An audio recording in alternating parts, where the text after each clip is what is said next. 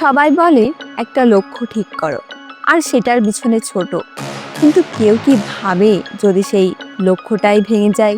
তাহলে জীবন এমন কিছু বাঁধ দেয় যেখানে শুধু একটাই টার্গেট থাকলে তুমি কেবল ভাঙবে, উঠে দাঁড়াতে পারবে না। তাই জীবনটাকে একমুখী করে ফেলো না। একটাই স্বপ্ন নয়, হাতে রাখো বিকল্প। টার্গেট থাকা ভালো, কিন্তু টার্গেটই সব নয়। হ্যাঁ, জীবনে লক্ষ্য থাকতে পারে, কিন্তু সেটা একটাই হলে যদি সেই একটাই লক্ষ্য ভেঙে পড়ে, তুমি কি নিজেকেও শেষ করে দেবে? তুমি একটার জন্য তৈরি না, তুমি বহু সম্ভাবনার জন্য তৈরি। তাই নিজের সব শক্তি এক টার্গেটে ঢেলে নিজেকে দুর্বল করো না। যারা প্ল্যান বি রাখে তারা বিপদেও শান্ত থাকে।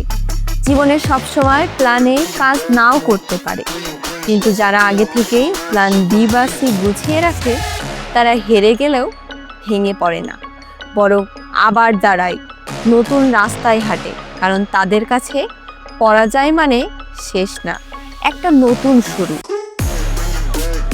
জীবনে অপশান মানে বিকল্প নয়, এটা হলো বুদ্ধিমানের কাজ। যদি তুমি শুধু একটা দরজা খোলা রাখো আর সেটাই বন্ধ হয়ে যায়, তাহলে তুমি দাঁড়াবে কোথায়? স্মার্ট মানুষ কখনো একটা রাস্তায় আটকে থাকে না, তারা অপশান রাখে, কারণ তারা জানে জীবন সবসময় এক পথে চলে না।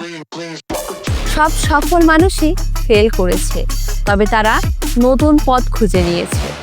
জীবনের রাস্তায় সফলরা শুধু সামনে হাঁটে না, তারা মাঝখানে থামে, রুট বদলায়, ভুল থেকে শেখে। কারণ বুদ্ধিমানেরা জানে সফলতা মানে একটানা দৌড় না, সফলতা মানে সময় বুঝে দিক বদলানো। একটা লক্ষ্য ভেঙে গেলে জীবন থেমে যায় না, তুমিও থামবে না, পথ বদলাবে, কিন্তু গন্তব্য না। যে দরজা বন্ধ হয় তার মানে এই নয় সুযোগ শেষ, অন্য দরজাগুলো তখনই খুলতে শুরু করে। হাল ছেড়ো না, কারণ ঠিক সময়েই তুমি তোমার পথটা খুঁজে পাবে।